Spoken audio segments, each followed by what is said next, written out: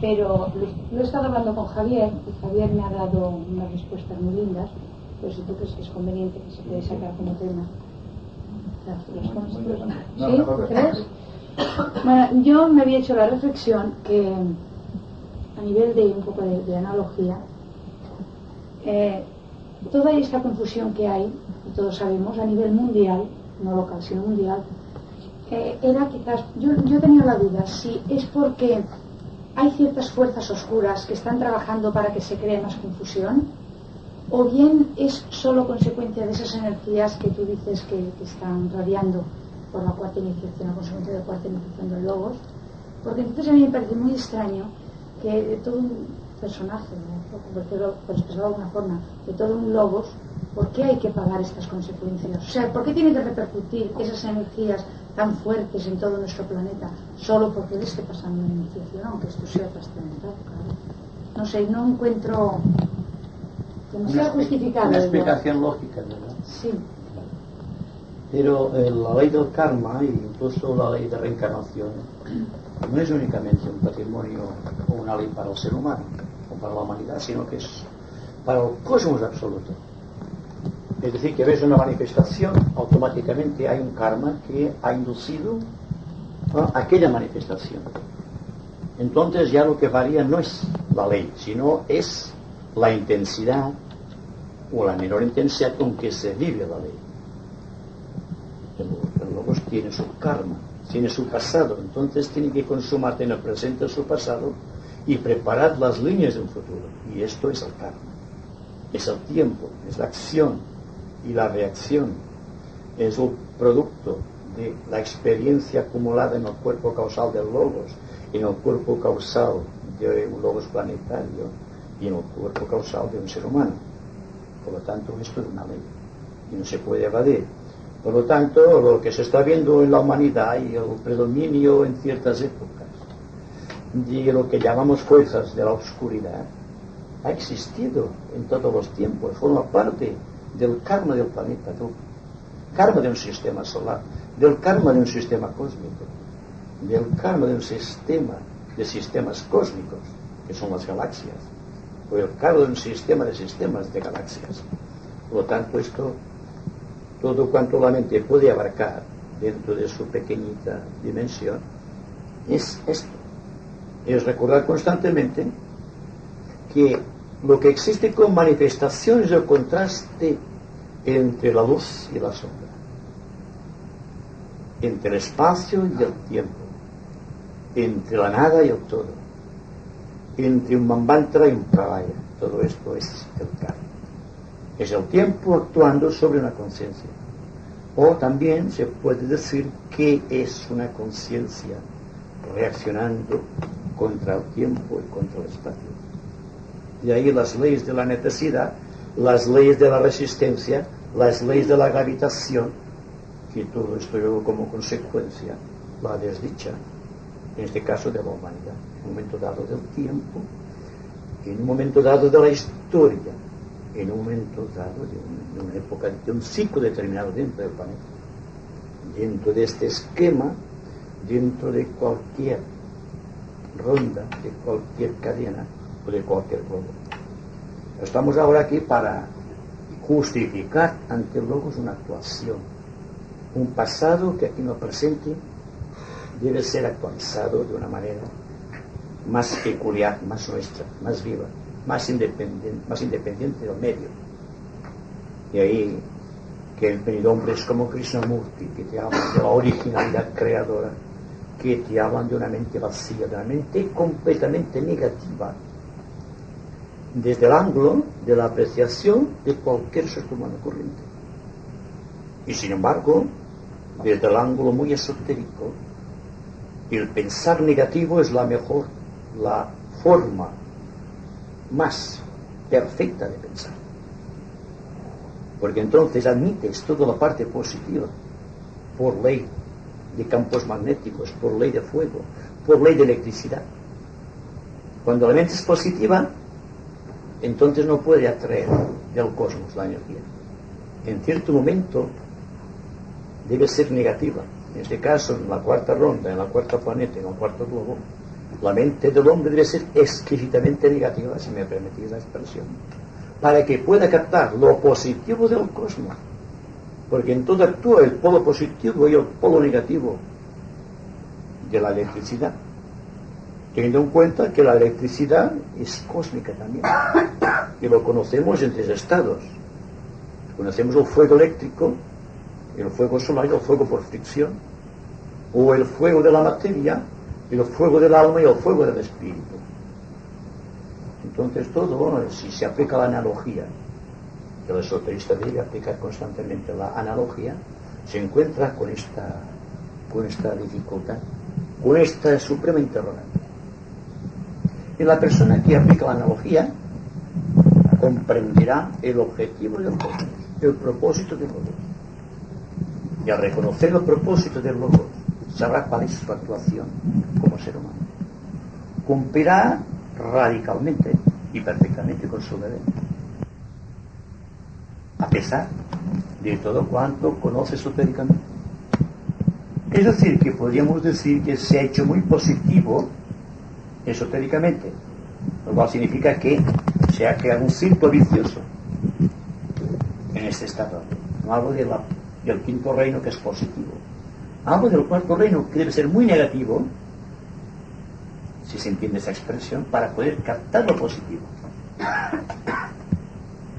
Es negativo, por ejemplo, el ser humano con relación a un maestro, pero maestro es negativo con respecto al logos planetario, y el logos planetario es negativo con respecto al logos solar, y un plano inferior es negativo siempre de acuerdo con un plano superior. Y es decir, que llega un momento en que lo positivo y lo negativo se complementan, se equilibran, se armonizan, se unifican, se fusionan y crean algo nuevo. Y este algo nuevo es lo que corresponde al ser humano, en lo que nosotros podemos comprender es la iniciación, y llevándolo a un pináculo es la liberación total del ser, que no es sino la liberación de la energía eléctrica contenida en el ser, buscando sus fuentes originales de procedencia, o la restitución de la chispa monádica a su propio plano de expresión, con toda la conciencia, con todo lo que ha adquirido a través de las edades. El karma es igual en un logos como ley, no como dimensionalidad, y en un ser humano ya estoy diciendo todo esto. Nosotros somos pequeños átomos dentro del cuerpo de lo que el tibetano dice un hombre celestial, o logos planetario. Somos una pequeña partícula dentro de su cuerpo etéreo. Pero es que el hombre celestial es una partícula dentro del hombre del logo solar, una partícula más inmensa que la del ser humano, pero no deja de ser una partícula desde el punto de vista cósmico. Por lo tanto, lo que hay que hacer, me parece a mí, es equilibrar el karma en lo que corresponde a relaciones humanas, porque nosotros tendemos esotéricamente a escaparnos de lo simplemente humano y rehuir las cuestiones de tipo personal, porque decimos esto es demasiado bajo para ser tratadas. Y para mí es el error, porque comprenderemos mejor el problema divino conociendo el problema humano. Es decir, que hay que ser muy consciente, muy consecuente de lo que estamos realizando y de lo que podemos realizar, que es pecar todo lo que se refiere con cadenas, con globos, y os hablo mucho de eso, ya lo sabéis. Pero cuando me pongo a reflexionar, digo, bueno, ¿pero eso qué?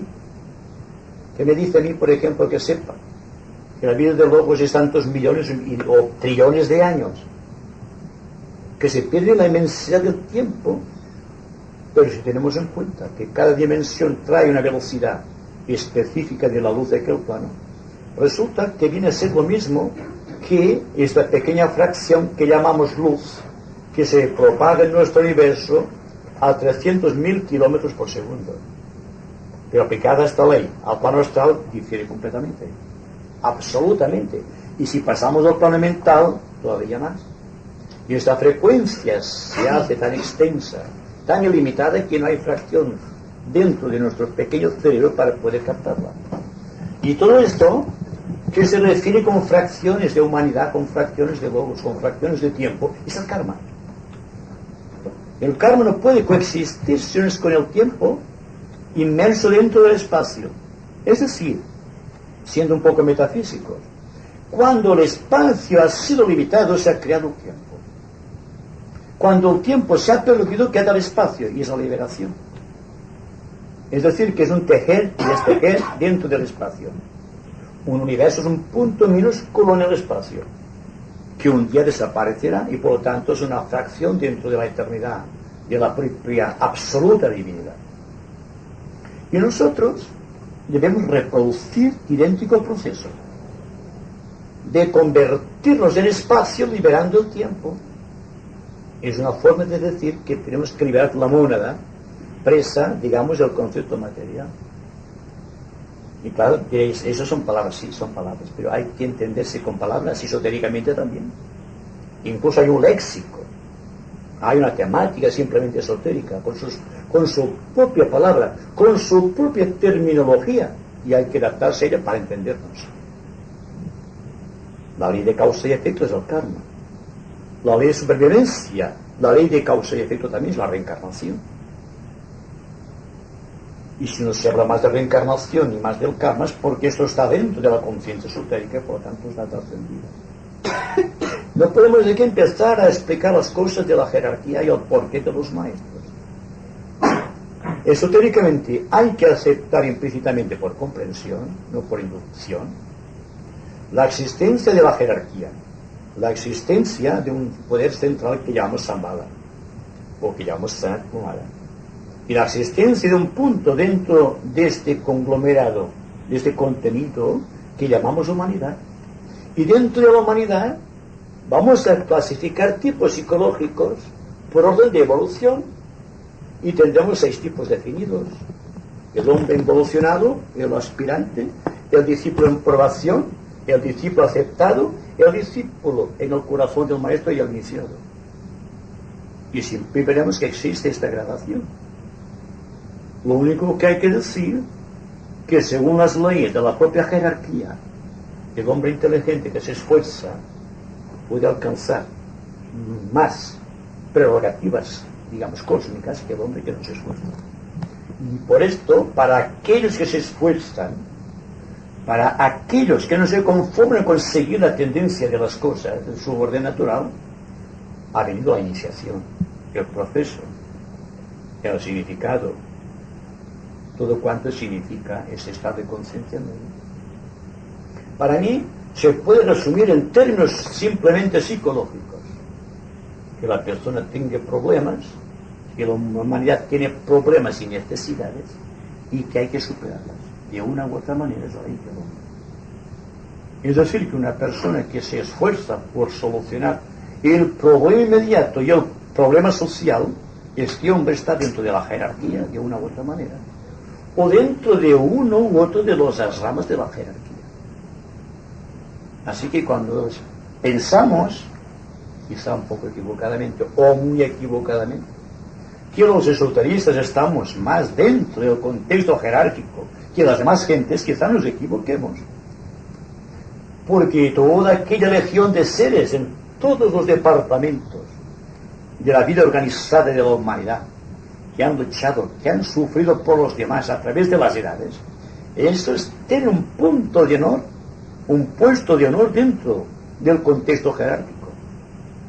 Y por lo tanto, cuando hablamos de iniciados, hay que tener en cuenta que tenemos iniciados en todos los departamentos de la vida organizada de una nación, de los pueblos, de los continentes, y que existen departamentos específicos para ciertos maestros para trabajar sobre cierta clase de discípulos, y esos discípulos trabajarán ciertamente sobre cierta clase de gentes, y estas gentes es esta materia que debe ser salvada, que está todavía friccionando dentro de los contextos sociales, dentro de los contextos de sus propias imperfecciones, y que deben dejar de luchar, porque el fuego por fricción es el fuego místico de la materia, y la materia está luchando constantemente por dispersarse, constantemente está tratando de sacudirse de esta fuerza operante del yo superior,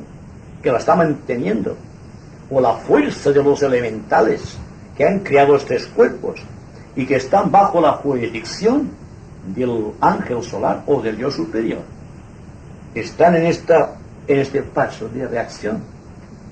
Y esto se ve en el momento de la muerte, cuando el elemental no quiere dejar el cuerpo, porque el cuerpo lo ha creado la fuerza elemental de la naturaleza, el Deva inferior o el Deva superior en los grandes iniciados, que ha creado sus vehículos y que por lo tanto tiene un lugar, digamos, de honor también dentro del contexto evolutivo o del karma. Y todas estas cosas constituyen el diario vivir, y estamos diciendo de otra manera lo que se ha venido diciendo filosófica y religiosamente a través del tiempo. Pero hay que explicar racionalmente las cosas que suceden. No solamente las necesidades de un país o de una persona, sino cómo solucionarlas. O el sentido que tiene aquella experiencia en un momento determinado del tiempo. ¿Te das cuenta de la situación? Es decir, que esotéricamente, os lo puedo garantizar, se da más importancia a la vivencia, a la experiencia, que al conocimiento. El conocimiento sirve si puedes aplicarlo. Si una persona no está capacitada para aplicar el conocimiento es destructivo. Es como el aprendiz de brujo. El aprendiz de brujo, por exceso de conocimiento mal aplicado, queda bajo la supervisión de la magia negra. A diferencia del verdadero mago, que trabaja con las fuerzas de la luz. Es decir, que existen los dos polos. En este caso, el polo positivo es el mago blanco, que trabaja con fuerzas positivas. Y el mago negro trabaja con la fuerza negativa de la naturaleza.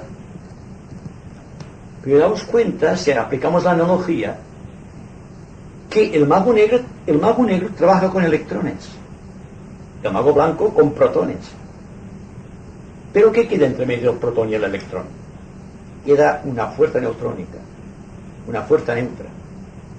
Pues entonces podemos decir que en el espacio y tiempo, entre la vida y la muerte, existe un punto vacío que hay que tratar de atravesar, que hay que tratar de vivir muy intensamente, porque la liberación, como decía Buda, está en el centro de los opuestos. No hay que ser ni el polo positivo, en este caso, ni el polo negativo, sino el centro. Porque la luz, por ejemplo, cualquier tipo de luz, es el centro equilibrado de dos fuerzas antagónicas, o aparentemente antagónicas, si puedo decirlo así, que es la fuerza del espíritu y la fuerza de la materia. La fuerza del fuego por fricción y la fuerza, digamos, de esta energía tremenda que llamamos fuego eléctrico o fuego cósmico. En el centro está el fuego solar, que es el mediador. Ahora, ¿cómo llenamos el espacio y el tiempo? ¿Con qué lo llenamos? Entonces viene una tercera forma de energía, que es el ángel, que es el Deva. Y todo el sistema actual de relaciones vendrán dentro de un tiempo determinado, no muy lejano, en que la relación entre el hombre y el tercer factor será para buscarte el equilibrio para alcanzar entonces el fuego eléctrico, o el fuego monádico, o el fuego de Fuat, si lo queréis así, hablando en términos cósmicos. Es decir, que hay un sistema de relaciones que va de lo simplemente individual a lo universal, que solamente puede ser medido en términos de analogía. Pero la analogía también sirve no para aplicar el conocimiento, sino para vivir, para expresar aquellas pequeñas vivencias o conocimientos que se reflejen en la vida cotidiana. ¿De qué nos importa a nosotros una persona que tenga muchos conocimientos intelectuales acerca de la verdad? Si la verdad no está en el conocimiento, ni está en el argumento, ni está en la conclusión, sino que por su propia naturaleza es volátil, como la mónada, y por lo tanto es fugitivo como el aire. La verdad es así. No podemos captar la verdad por el simple razonamiento, ni tratar de aprenderlo, porque el aire se nos escapa, ¿verdad? Sabemos que está ahí, pero no lo podemos coger. Así de fugitiva la verdad. Entonces, para captar la verdad, se ha de convertir tú en la propia verdad. No puede captarse la verdad desde un punto X del espacio o desde el tiempo. Es decir, esta es la verdad. Y sin embargo, sobre la verdad se han creado las teologías, se han creado las doctrinas, se han creado las religiones. Se ha creado un sistema de valores sobre algo que la gente desconoce lo que es. Es decir, que una simple experiencia de la verdad de cualquier discípulo ha montado una serie de conocimientos y de doctrinas, se ha convertido en una religión. Pero ahí no está la verdad, está una pequeña verdad fraccionada o fraccionaria, envuelta en una serie de argumentos mentales o místicos. Y esta es la verdad, no es esta. Entonces, ¿qué es la verdad? ¿Qué nos interesa captar? Cuando ya no la perseguimos, cuando de la vida no creamos un objetivo definido, entonces, paradójicamente, se define la verdad.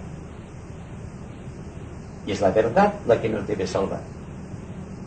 No el simple conocimiento de una pequeñísima verdad. Teniendo en cuenta que todos tenemos una pequeña verdad, conquistada a través del sacrificio de muchas vidas quizá. Y llegamos aquí y tratamos de reunir sin resistencia al pequeño esbozo de verdad que conocemos y constituimos un grupo. Y este grupo tiene importancia primero porque la luz captada de la verdad por la experiencia de cada cual no reacciona contra la luz de la experiencia captada por otra persona del grupo. Y entonces se convierte aquello en un bloque de verdad que puede atraer por simpatía vibratoria, científicamente dicho, esas energías de la verdad constantemente renovada que está en el espacio universal. A una reacción, la verdad se manifiesta como la tendencia suprema del hombre hacia la fraternidad. No podemos apartar la verdad de la fraternidad. ¿Cómo no podemos apartar el conocimiento de la sabiduría? Son consustanciales. Ten en cuenta que la sabiduría es de verdad y que el conocimiento es una pequeña parte de la verdad. O cuando hablamos del amor y lo circunscribimos a nuestro pequeño amor personal. Pero también sabemos que si amamos intensamente, con la intensidad más profunda, y en la intensidad de este amor empezamos a reflejar de alguna manera la vida o el amor universal. Me parece que si comprendemos esto, los argumentos que se puedan ya agregar son ya, digamos, superficiales. Podemos extender la idea al infinito, pero básicamente es esta: que todos queremos captar la verdad a través de una mente estática, una mente llena de argumentos y conclusiones. Y cuando creemos haberla captado, vemos que se nos ha escapado. Porque la verdad es ingobernable. Y la mente del hombre iniciado es ingobernable también, desde el punto de vista humano. Es exquisitamente vulnerable. Se sostiene por sí misma, sin argumentos, sin ideas, sin conclusiones. Lo que siempre decimos, podemos argumentar sobre la paz. La paz no es una palabra, ¿verdad? Es un estado de conciencia. Y la persona que experimenta la paz y empieza a argumentar sobre la paz, se da cuenta que la paz ha desaparecido. Y cuesta mucho no argumentar sobre un hecho en la vida de la naturaleza. Porque la tendencia del hombre es a argumentar constantemente, lo cual es falso desde el punto de vista esotérico. Porque un argumento se acumula a otro argumento y constituye una doctrina. Y sabéis que a través del tiempo ha habido grandes luchas de tiempo religioso por cuestión de doctrina, no por cuestión de la verdad, por cuestión de la idea que cada doctrina tiene de Dios, sin el Dios idéntico en una y otra religión o en una u otra creencia. Es decir, cuando comprendemos esto, Primero, dejamos de luchar. Es decir, que ya no ofrecemos resistencia a la vida. Cuando resistimos es que no comprendemos. Y si comprendemos ya no resistimos. Es decir, son cosas que se ven claras de momento. Porque el hombre, como sabéis, contiene la luz en su interior. Pero debido a que ve las cosas de manera fraccionada, es siempre un relámpago fugitivo en el tiempo. Jamás es la verdad total o la luz total. Es un pequeño relámpago. Cuando se juntan varios relámpagos de luz, tenemos una primera, segunda, tercera, cuarta iniciación. Y cuando se llega un momento en que hay la liberación total, la cual, desde el ángulo de vista del hombre no corriente, esotéricamente hablando, es la quinta iniciación, en la que el individuo, el hombre corriente, ha pasado por todas las iniciaciones y se ha convertido en un adepto, entonces se convierte en la luz, dentro de la luz de Dios. Dentro del círculo no se pasa de la propia divinidad, pero tiene autonomía completa dentro de este círculo, no se pasa.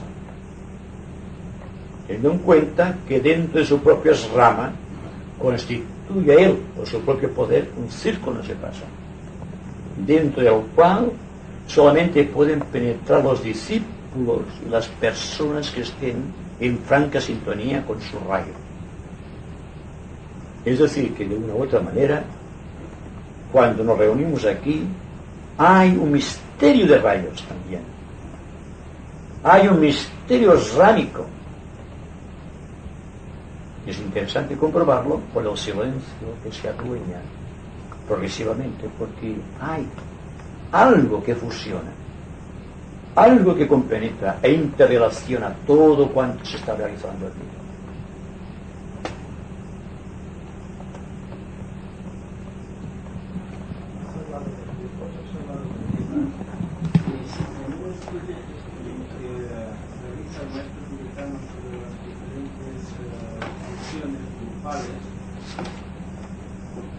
Bueno, dice por ejemplo, ¿no? Pues, que habrá grupos de comunicadores, grupos de sanadores, y dice otro de grupos que tratarán de establecerán contactos con las evoluciones débicas.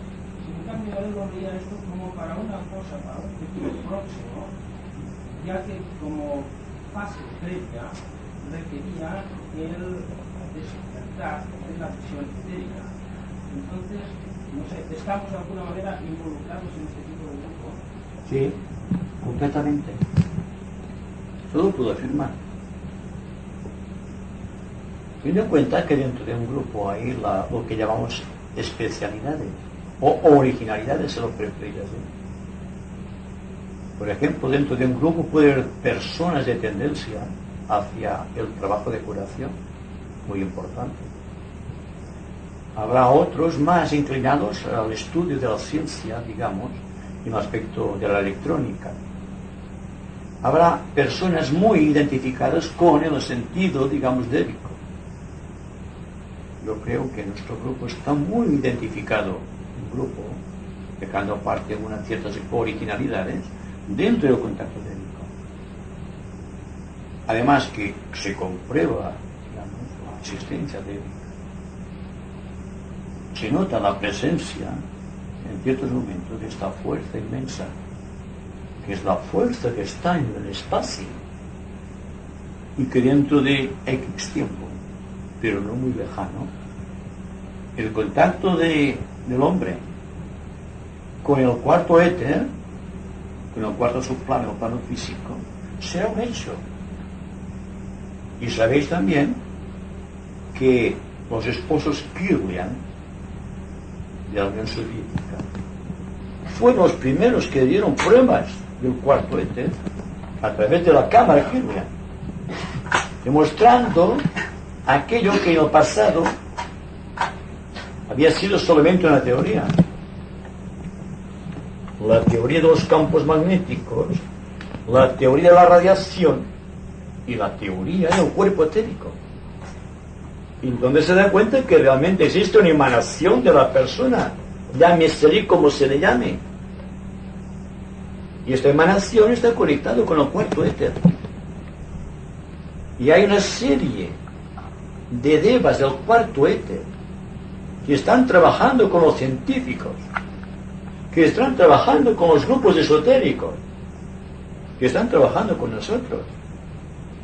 Aparte de que individualmente, o quizá a veces en grupo, podamos trabajar con otros subplanos superiores y no plano físico, sino del plano astral o del plano mental en ciertos momentos.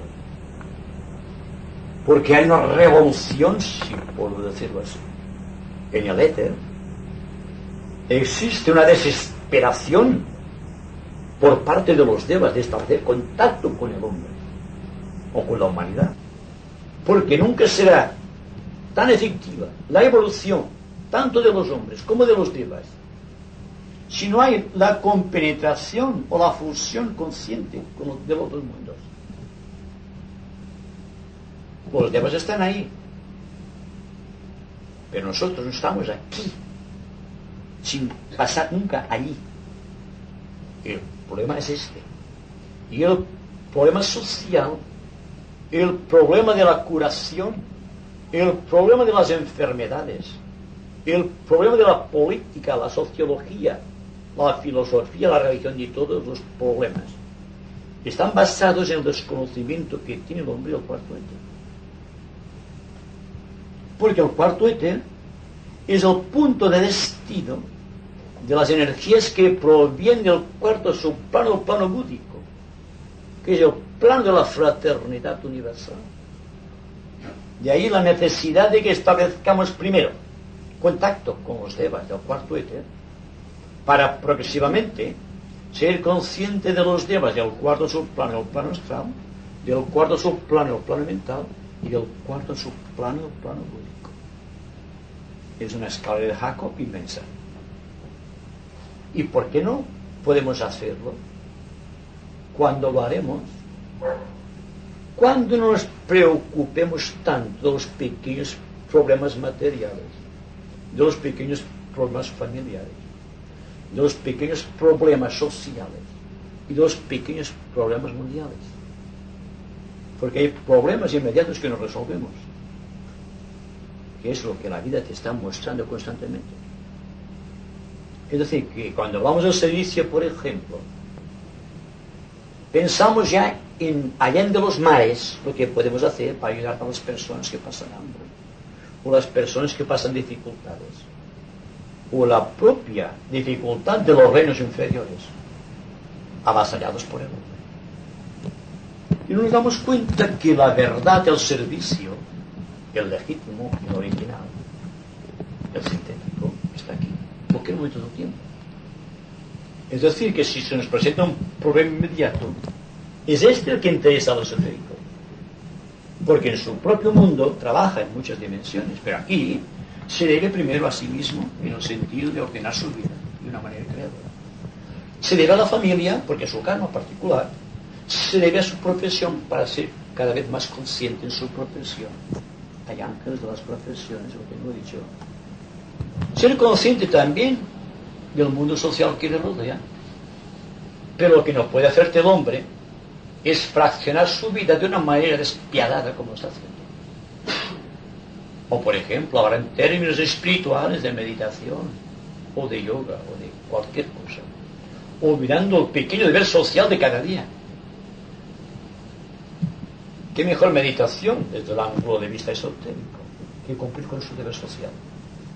Que es el compendio de su vida personal, familiar, profesional y de grupo. Y a partir de ahí se nos ofrecen unas perspectivas inmensas. Algo que está más allá por encima de nuestras concepciones actuales. No quiero cansaros más, ¿no? A menos que haya una pregunta, digamos, más directa. Cuando se habla de los devas de la profesión, entonces pienso que casi que es un atentado a este reino de evolución débica el que esté la gente descontenta con sus profesiones y no la acepten de alguna manera, ¿verdad? Actualmente es un karma. Uno de los karmas digamos, del señor karma, provenientes ya del pasado, es la dificultad del hombre por encontrar una profesión dentro de la cual se sienta completamente a gusto e identificado. Porque fijaos bien, cuando la profesión forma parte de tu equipo, un equipo puede ser un equipo hereditario, un equipo astrológico, un equipo que tiene que ser, digamos, de algo que viene al pasado siempre, nos encontramos desplazados. Hay un sufrimiento, hay una sensación horrorosa de tiempo cuando hacemos algo que no nos gusta. Entonces viene el imperativo del tiempo a través del reloj. Constantemente estamos mirando el reloj porque no estamos identificados con la profesión. Y el que tiene la suerte, que está identificado con su trabajo, no tiene tiempo. Le falta tiempo, hablando así en términos corrientes. Porque nunca mira el reloj, le pasa el tiempo que no se da cuenta. Y es una de las dificultades kármicas de la humanidad. La no identificación con su propia profesión, sabiendo que la profesión forma parte del contexto kármico. Entonces, la búsqueda de soluciones, primero, es adaptarse a la profesión aunque no te guste, considerando un karma que hay que amar. El maestro tibetano incluso dice, si la persona, parece un poco incongruente, ¿verdad?, pero hay que decirlo porque lo dice él, cuando el hombre ame a su enfermedad, la enfermedad lo dejará. El hombre ofrece siempre una resistencia a algo o a alguien. Eso es producto del karma del pasado. Una enfermedad, si se la resiste, aumenta en su vibración, su capacidad de reacción contra ti mismo. Lo dice el tibetano, esas cosas que no he podido comprobar yo. Solamente digo aquello que puedo comprobar. Cuando una cosa no la puedo comprobar, cito siempre al maestro tibetano que lo dice. Por lo tanto, él dice, la gente reacciona contra el karma, reacciona contra la enfermedad, reacciona contra esto, contra aquello. Lo que hace es la reacción del cuerpo, digamos, externo contra el cuerpo interno. Entonces tenemos que la enfermedad va persistiendo porque hay una reacción de la humanidad contra la enfermedad. Que esto pasare, por ejemplo, en los tiempos de Lemuria o en los días de la Atlántida, tiene una justificación, porque la mente no tenía el valor sintético que tiene actualmente. Pero que pase actualmente y que pasen los discípulos es un contrasentido, es algo incongruente, tal como la propia idea considerada desde el ángulo del hombre corriente. Y dice, ¿cómo voy a amar la enfermedad si me hace sufrir? Pero eso no hay de la naturaleza. La no resistencia, la no violencia, la no agresividad.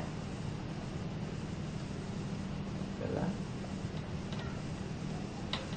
Vamos a hacer la meditación ahora.